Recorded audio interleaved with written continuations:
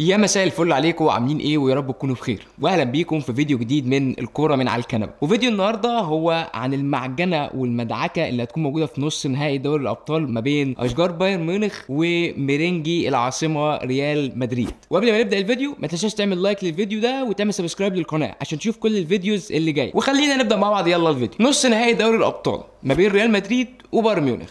الريال داخل بافضليه كل حاجه، افضليه الموسم، خلاص يعتبر حسم الدوري الاسباني قدام برشلونه الوصيف، وكمان كسبان ماتش مهم جدا جدا في ربع النهائي قدام المان سيتي. اما عن بايرن ميونخ واللي صعد بصعوبه جدا في دور ربع النهائي بالتعادل 2-2 في ملعب ارسنال والمكسب بنتيجه 1-0 في مباراه العوده في الاليانز ارينا، ده ما بيفسرش ابدا ان بايرن ميونخ ليه افضليه عن ريال مدريد. فخلينا نتكلم عن حاله كل فريق في الموسم ده. ريال مدريد متصدر الدوري الاسباني، ما خسرش غير مباريات قليله جدا في الدوري، وكمان كسبان ماتش الكلاسيكو الاخير. اما عن بايرن ميونخ فالسيزون ده في حاله من التخبط الشديد جدا جدا جدا حتى في الدوري، وتقريبا بيخسر من اضعف الفرق اللي موجود. وبعد فوز باير ليفركوزن وتشابي الونسو بالدوري الالماني ما بقاش حاجه تقريبا لبايرن ميونخ ان هو يلعب عليها في الدوري، ويمكن تكون دي نقطه التحول اللي هتبقى موجوده لصالح بايرن ميونخ. ولكن لو هنتكلم بالورقه والقلم والافضليه، فريال مدريد يمتلك افضليه كبيره جدا عن بايرن ميونخ وبفارق المواجهات اللي فاتت كمان. ونقطه كمان لصالح ريال مدريد وهي عقليه انشيلوتي، العقليه اللي لازم حرفيا يكسب كل ماتش مش هيعرف يلعبه. يعني في ماتش السيتي هو عارف انه مش هيعرف يمتلك الكوره، او هو عارف انه مش هيقدر يجاري السيتي في الاداء ولاعيبه السيتي في الاداء، ولكنه بصراحه ترفع له القبعه على صموده 120 دقيقه قدام المان سيتي، وعلى انه في نهايه الماتش كسب. اي نعم هو ما لعبش وما اداش وما كانش فيه اداء، ولكن زي ما بيقولوا المباريات الكبيره تكسب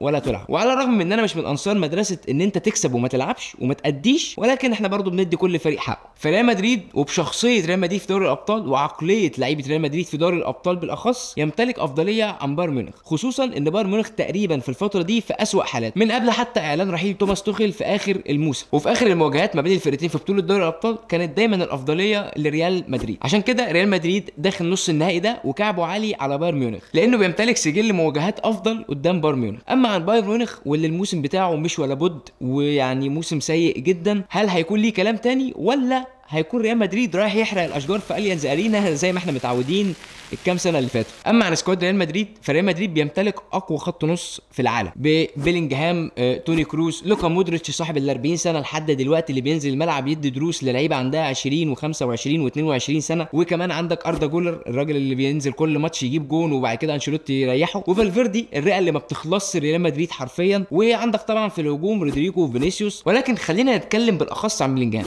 لاعب عنده 20 سنه بيمتلك عقليه لاعب مخضرم عنده حوالي 30 سنه ولا 35 سنه. لعيبه اصلا فرق السن بينها وبين بيلينجهام 10 سنين وما بتمتلكش نفس العقليه دي. فانا شايف ان بيلينجهام من نقاط قوه ريال مدريد الموسم ده. وفي اخر الموسم لو جينا نعمل احصائيه هيكون بيلينجهام هو اكتر لاعب سبب مكسب ريال مدريد في كل البطولات اللي ريال مدريد نافس عليها. اما عن توقعي مين هيكسب، فانا شايف ان ريال مدريد داخل بافضليه كبيره جدا. اولا كسبان ربع النهائي قدام مانشستر سيتي اقوى فريق في العالم، ثانيا مخلص الدوري قدام برشلونه، ثالثا انه بيمتلك كعب عالي وافضليه على بايرن ميونخ في اخر كام سنه، فطبيعي ان انا ابقى داخل مستريح نفسيا لو هلعب الماتش ده. اما عن بايرن ميونخ فهو مش الفريق القوي اللي كنا بنشوفه السنين اللي فاتت، والسيزون ده خير دليل على انه في حاله تخبط كبيره جدا، خصوصا انه ما كسبش الدوري الالماني، واللي عمل المعجزه وكسب الدوري الالماني لاول مره في تاريخه هو باير ليفركوزن بقياده تشابي الونسو. فعشان نكون واقعيين اللي هيصعد في الدور ده ما بين ريال مدريد وبايرن ميونخ هيكون ريال مدريد، الا لو بايرن ميونخ قرر يفاجئنا بمفاجاه تانية ويكون في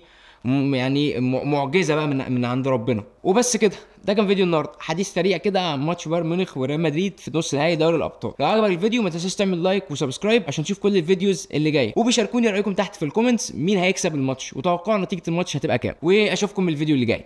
سلام.